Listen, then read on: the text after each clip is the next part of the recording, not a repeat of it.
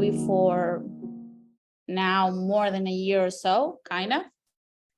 And I'm going to share my screen. So let me know if you can all see it. Yep, I can see it. There you go. There we go. Let me check this.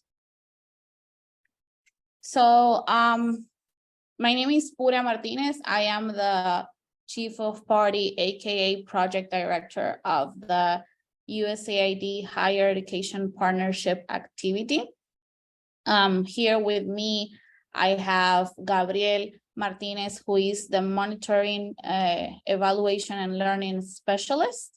We also have Julia Olson, who is the Deputy Chief of Party of this team, and Laura Colon, who is the Technical Specialist. So what we are going to share with you guys is how within our project give you a little bit of context of our country, then what we do as a project, and then why we chose Gnowbe to work with at-risk youth. So let me go have this. From the ones that are not Dominican, have you ever been to the Dominican Republic? No? Okay. You can visit us. We are a really good place. We are fun. We have beaches. We have, what else? Cool people. Good food. Entertainment, and a lot of stuff. So I'm gonna put here now. Let me go skip this. Okay. So a little bit of context, the Dominican Republic is an island, like we share with Haiti. We are 11 million people. We are the second fast growing economy in the Caribbean region.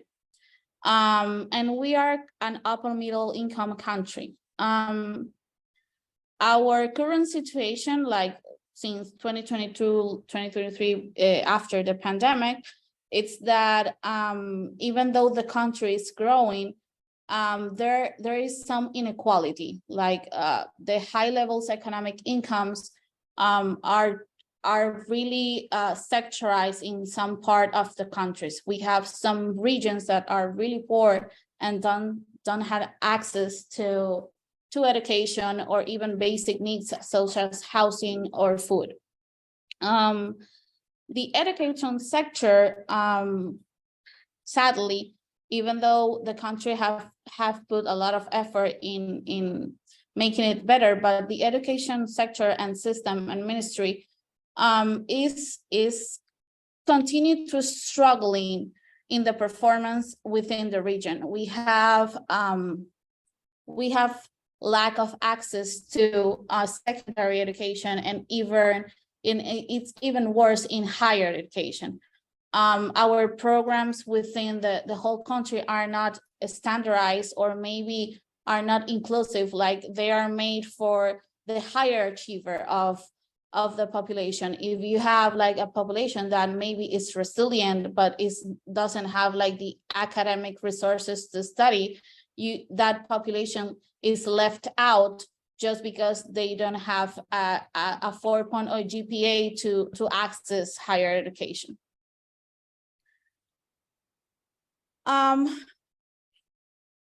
We have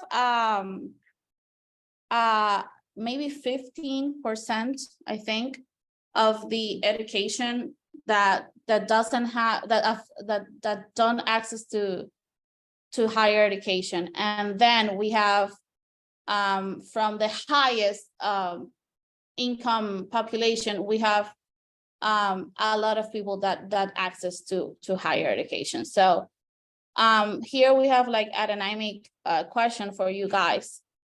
What percentage of students who enter the formal system in the DR do you think eventually enroll in higher education?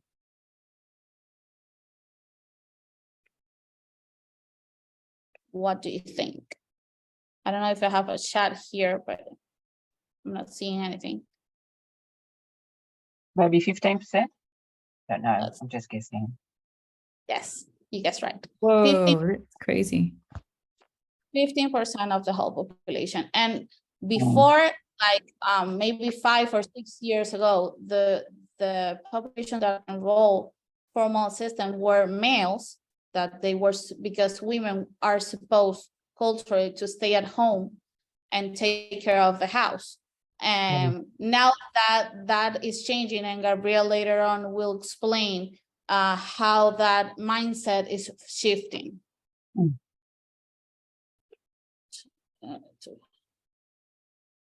Okay, so true or false?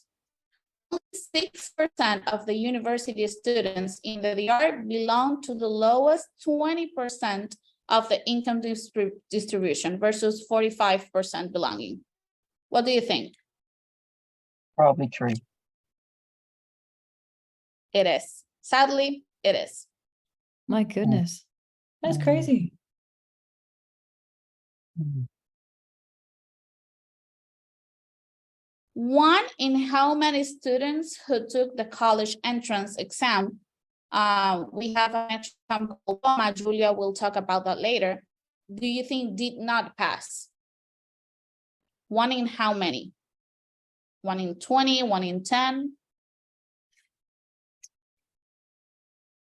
I'm asked to think it was 1 in 20, but I'm not sure the answer's going I'm to be that. hoping, yeah. Maybe 1 in 10. Lower, actually. What? Wow. Yeah, that's high, isn't it?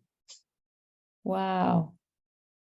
So that's why our project started. This is the reason we are working with the education system within the Dominican Republic. The Higher Education Partnership activity works with 2 ministries, the Ministry of Education and the Ministry of Higher Education. And we sat with them and talked about what are the real needs of youth, especially those that comes from high-risk environments or that are more vulnerable. What are the opportunities they are missing, and what can we do about it? So we work like in 3 components. We work within access, retention, and completion of higher education. We have a theory of change that we are trying to prove, that is that if the Dominican higher education institutions develop innovative and sustainable partnerships within the private sector or the public sector, and really sit down and think about what are the needs of the youth so they can access higher education, we can have a successful environment that youth can access, and in order like to increase their life, ¿cómo que se dice? Life. Julia. Calidad de vida. Life quality. There you go. Their life quality, not only for them, but also for their communities and for their families. So what we do is that we work with secondary or high school students that are still in the process of deciding what to do. What are they going to do? What normally they are thinking is that if they are going to finish high school, they will go and find a job straight away because they need to have some income for their families and for their houses and for their living. And they normally don't think about that. Maybe there is like another way of pursuing higher education so they can have better incomes, or they can have a better lifestyle, or they can learn what they are passionate about. So what we do is that we have an 8 months program that we go and accompany them, giving them tools about how to choose a career, or even how to think about choosing a career, or what is next after high school. We talk about with them how they can be better at studying. We give some reinforcement, some academic reinforcement. That's why we use Gnowbe. So they can have as many tools as possible, so they can have this transition with a better foot on the ground. But what we also do is that we work with their parents and we work with their teachers as well. So simultaneously, we are creating an enabling environment for them, because sometimes we can work with the students and tell, okay, if you want to study agriculture, for example, or if you want to study economics, you can do it, but your family is telling you that you can't because you have to work and you have to help with the household income. So we also work with the parents so they can know, because probably they didn't have a higher education experience, the students we work with. So they can know, and they are not afraid for their kids to go to pursue higher education if they decide to. So the common barriers to access the higher education, it's like the lack of family support. And by family, it's whoever is next to them. It's not always the parents, maybe the siblings, maybe the grandparents, or maybe the family they grow up with. They have lack of resources, and not only economic resources. Maybe they don't have books, or they don't have notebooks, they don't have pencils, they don't have water, they don't have proper clothing to go to school. Lack of information. They assume that to pursue higher education, it's going to be like really high cost, or they don't have the they don't know that if they have to take a test, or if they only need the what papers do they need to enroll. They really don't know what is beyond finishing high school. And also lack of positive role models. Maybe you have your teachers, or maybe you have a parent, but that's one or two within a whole community. So that's why we are trying to empower youth and trying to form youth since high school, so they can also be those role models for the next generations that are coming. So I'm gonna pass to Julia so she can continue this presentation. Hi, everyone. All right, so I think Huda did a great job of kind of setting up the situation. And the general panorama is definitely not great. There's a lot of room for improvement here in the DR. And so to dive a little bit into, okay, why is that? What we see at the classroom level, especially in the public high schools, which are the high schools where we work, that normally while students are in their last years of high school, they don't receive much orientation, like career guidance, any of that to help them prepare for those next steps. They have to take both national exams to pass high school and then also a college entrance exam. And to prepare for those exams, sort of like the traditional method is that in the high schools in the last month, the teachers will give something called clínicas, which is basically just like a review session, but it's like the last month of your senior year of high school. You know, guys can probably imagine no one's super engaged. Everyone's thinking about, you know, plans after. And the traditional teaching style, especially in the public high schools here, is very much, okay, the teacher writes on the board and you copy down what they wrote, and that's about it.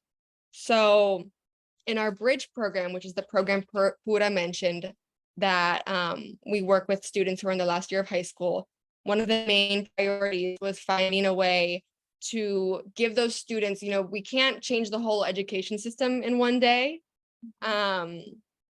but we can give the students other non-traditional tools so that they can take what they maybe are learning in class, or what they can study in their textbooks, and give them more interactive, dynamic, innovative tools so that they can really gain a deeper understanding of these topics and have a better chance of passing the college entrance exams and also passing the national exams, which help them leave high school. The Ministry of Education here does have a learning platform as well, like an online learning platform, but unfortunately, right now, for example, the students have reported that it's down, the system's not working, so it's not really a priority from the government to give. They have the option available, but they don't give it maintenance. So oftentimes it doesn't work. The server gets overloaded. So that's where we really saw the need to bring in a new type of learning method for these students to help them get it set up for success so they could pursue higher education. Exactly. So now I'm going to explain a little bit what we did as a project with the Higher Education Partnership. So we developed this bridge program designed by hand of the Ohio State University that has more than 50 years working with youth at risk. And this bridge program seeks to increase the access to higher education to those students that normally don't enter higher education. And we seek to improve their academic skills, also give them career guidance and life skills development. This bridge program is actually implemented by universities, and they implement it in the public schools. So this is a way to bridge the gap between the high school system and the higher education system by them working together. Currently, we have impacted a total of 42 high schools since 2021. And it's very interesting to see the collaboration between the high school teachers and the universities, because the universities give the high school teachers tools such as Gnowbe to help them actually improve the students' academic areas that we're going to talk about now. And as Julia said, not with a workbook, not with a PowerPoint, but with a really fun app as Gnowbe. So these are the four main subjects, the core subjects that we reinforce with Gnowbe: Spanish, mathematics, national sciences, and social sciences. And as you see, it's not that fun maybe for students, but we try to make it very interactive with this platform that is very fun, and they see it as a game, and it's not that boring for them to actually give time to reinforce these main subjects that they need to reinforce to excel the national test and also the college entrance exams. So we wanted you to guess, why did we choose Gnowbe? You have like 60 seconds to actually figure it out, but I'm going to give you the clue, or maybe give you the answer.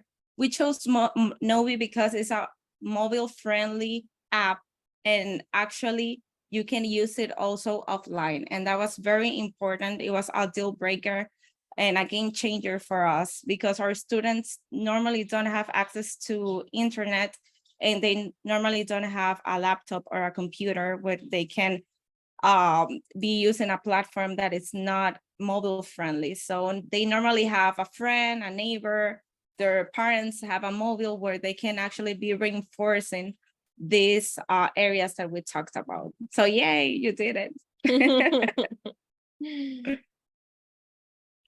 So something that we try to do is that we actually wanted to create also a course where the students could engage with each other. So as you saw, we work with students from different schools, with different universities.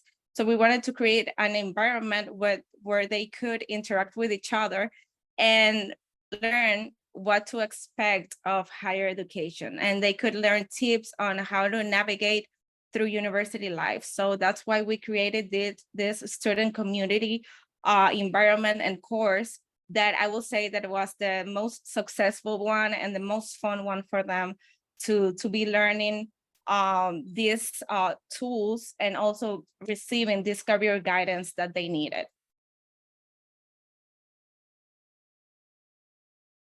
So this is my last question for you. What do you think is an engaging way to interact with students through photographies, through forums, asking direct questions through the chat, all of the above? What do you think? All of the above, definitely.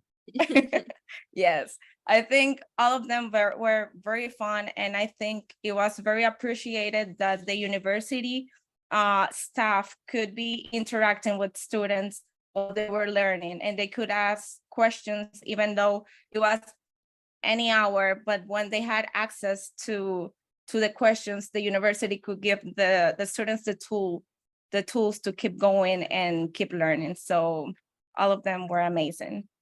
It's great.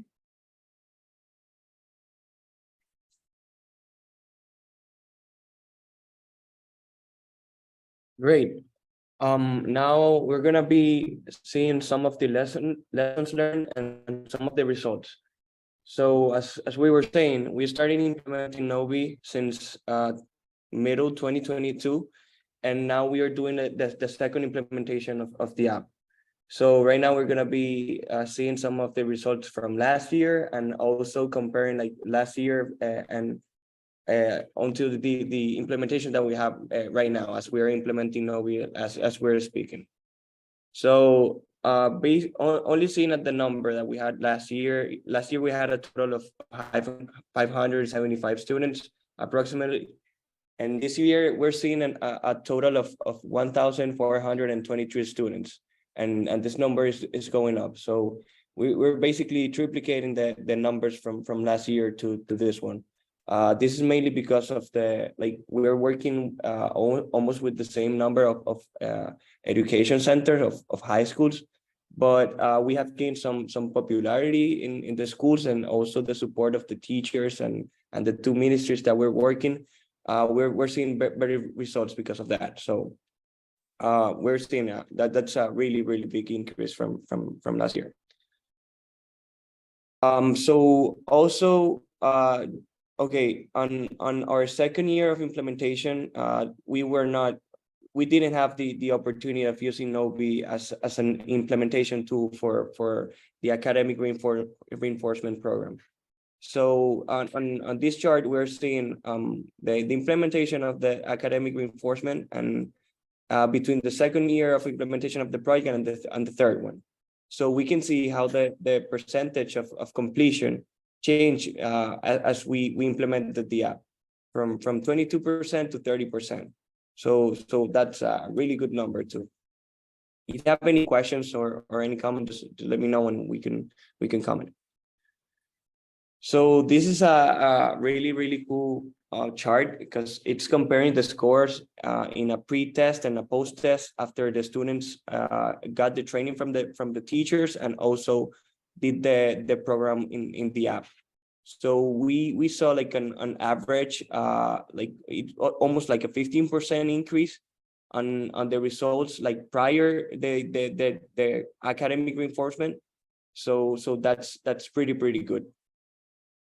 And this is like taking into account the 4 different subjects that we're giving the projects that are like the main subject in the DR, and I think it's probably the same all over the world. Okay, so this is a really important one for us. This is our first generation students.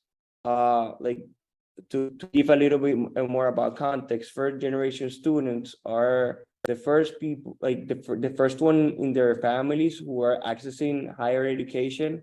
So of all of the users that we had on last year on 2022, 76 Gnowbe users were first generation. So they're the first in their family to access higher education. So that's a really cool statistic. And lastly, Pura was mentioning about the like in our country's context, like in the past, we were not seeing like the percentage of females was really low, as they were supposed to do like other type of jobs, or they were supposed to stay at home taking care of their families. So now we're seeing like pretty good results. Last year, the percentage of females like using the app was about 64% in country of males that were like 35. So we're seeing a higher tendency of females accessing higher education now. So that's a really cool statistic too. So sustainability scenarios. So as the results that Gabrielle mentioned demonstrate, we've seen some really great results from using Gnowbe as a non-traditional learning method for students. And unfortunately, the project we work for has limited funding. The project will close a year from now in September, well, a little more than a year, in September 2024. But our main interest is that Dominican students can still continue using Gnowbe and other non-traditional learning tools to give them better opportunities or a better chance at making it to college, to university. So some of the sustainability scenarios that we are working or thinking about right now are one would be working with the Ministry of Education, kind of selling this idea to them so that they could implement it nationwide. Another idea would be, we work with 3 Dominican universities that make up a pretty big portion of students here in the DR. So another opportunity could be to kind of sell this idea to the university so that after the project ends, they can continue using Gnowbe and implementing programs like this for students. So that's sort of our work in the next year. And we're going to close with another question for you guys. If any of you have any recommendations or suggestions or anything that comes to your mind about how we can keep doing this great work here in the DR even after our project closes, and keep Gnowbe going and keep other non-traditional learning methods going. We'll leave this up here in the Gnowbe platform. If you guys can answer it there. If anyone wants to share now, you're more than welcome. I just want to thank you guys for walking us through how you use it. The results are just absolutely stunning. The fact that you captured what it was like before Gnowbe, using, whatever system or method you were before to now. And it was, I think initially it was in the space of 4 or 5 months that you saw such drastic results. And I remember, I think one of your team was like, I'm a cynic. I don't really believe it until you saw the numbers. So it was kind of cool just to see the visuals of those. And can I just say thank you, the way that you led us through, it felt really engaging, and being able to guess at numbers and be really shocked, to be honest. I'm still shocked by a couple of those stats that came through. And sometimes it's interesting that the statistics are the make or break of it. We can create amazing content, but it's did they actually change? Did they actually transform? Did the students move from point A to point B? And how can we prove it? And trying to figure out what that success criteria looks like in quantifiable forms can be really tricky sometimes. And you guys have done a really stellar job with that. So thank you. No questions, but just congratulations on an amazing project. It's really, I agree with you, Nicola. It's really fantastic to see the work that you're doing and the change that's bringing about. It's obviously really a worthwhile platform to be using, and it's amazing to be doing non-traditional methods and seeing such great results. So thank you for sharing the work you're doing too. I really appreciate it. Thank you all for tuning in. So I'm curious, who do the numbers go to? Like who on the team really cares about the numbers? Like who do you report to, and what do they think about the results that you've shown? We have like different stakeholders. We report to USAID, who is the donor. We also report to both ministry. So we report to the government of the Dominican Republic as well. We report within the 3 higher education institutions that we work with, so they can also make decisions based on data. So because traditionally maybe the academic provost or vice provost or some university are thinking this is the way we can attract more youth or give them tools, but the data that we are collecting is that we have really bright students out there that just don't have the opportunity to know what is higher education. So they are rethinking even the access strategy, the retention strategy. So we do like several kind of reports. Some of them are monthly, some of them are yearly, but we try to keep all the stakeholders informed so they know that our country really need to rethink the education systems, and maybe we can keep the traditional way because it has worked, but we can add some non-traditional ways, because for a household that doesn't have internet because they don't have access to it, but maybe have a phone, if you have like a tool as Gnowbe, they can keep studying within the night, not worrying about the internet. And then the day after that, they go back to school where they have internet and continue accessing some information. So we report to several stakeholders. I have another question if no one else wants to jump in. I'm curious because my background's education and I love creating content. What advice would you give us from learning? So you've created content for what ages are these guys? They are 16 to 19, 21 kind of. Yeah. So what advice would you give for us as content creators about creating content that actually engages them, like that generation? Because their attention spans are shorter, they're more socially driven, I guess. When you guys have been creating content, what learnings have you kind of identified that maybe you could advise us on? I think like the main one is to ask them and involve them. When you have someone from their age and their context and sit down with them and simply ask, what do you need? Or if you need to learn this subject, how can you do it better? Or what tools are easier for you? And you just hear them and involve them as well in the design process. The results are better. That's awesome. Does it look like a survey? Does it look like a face-to-face conversation? Like, how do you do that? I love that you get them involved in the actual design process. That's so powerful. We've done focus groups at the end of every program implementation, and then we use a lot of survey tools like SurveyMonkey, and the students sometimes complain about all the questions, all the pre and post tests and surveys that we're sending, which is always, a bit of a struggle, but it's very useful. It's very useful to get that data straight. And that's awesome. I love that the focus groups and yes, surveys definitely make sense. Do you test it out on a group of students before you roll it out to a wider audience? Like, what does that look like? Yeah, we have also a group of student interns that work in our offices. Usually they're like the guinea pig group. So normally we'll test out the Gnowbe content, or when we put out a survey, stuff like that, we'll normally test it with them before we launch to the whole public. That's really fun. Sorry, I could ask you guys questions all day, but this is not about me. No, it's okay.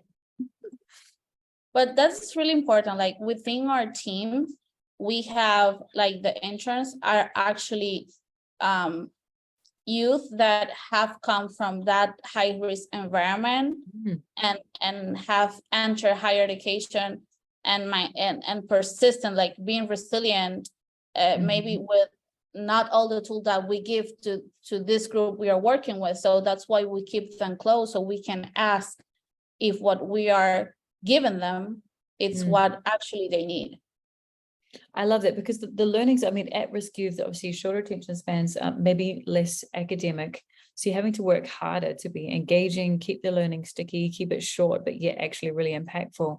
But the learnings that you guys are taking from that use case apply to all of us. I think you're ahead of the game in that instance, because you're working with it's like, I jokingly say, if you can teach a 5-year-old, you can teach a 60-year-old, because you start, basically, the more academic you get in your words, sometimes the less well-known we actually know our content. If you can boil it down to basic 5-year-old and then build back up, you're actually more knowledgeable. You can tell it's kind of in your body, it's in you. If you guys, I just feel like there's such excellence of learning for you guys to share. I don't know, that feels like another kind of session that you could run, or training that you could run, just how to make content sticky and engaging for a younger generation, but that it also applies to all of us who are, inundated with information all the time. It's so good. Thank you so much for your time, team. That was absolutely wonderful. There was a lot of work put into that. And this recording will be on the Gnowbe program itself, so people can go back and I think there's about 250 people signed up. So people tend to go back through after the conference is done and continue learning. So we encourage you guys to jump back in and keep contributing to the group walls and see what other people have written. We all grow that way. I'm going to let you just into the link for the main Zoom room. We're going to switch gears and go back into the main room. You guys are more than welcome to join us if you want to, but I understand we've taken enough of your valuable time already. I look forward to connecting with you guys soon, and I'll see the rest of you in the main room shortly. Have a wonderful day. Thank you so much. Thank you all. Bye. Bye.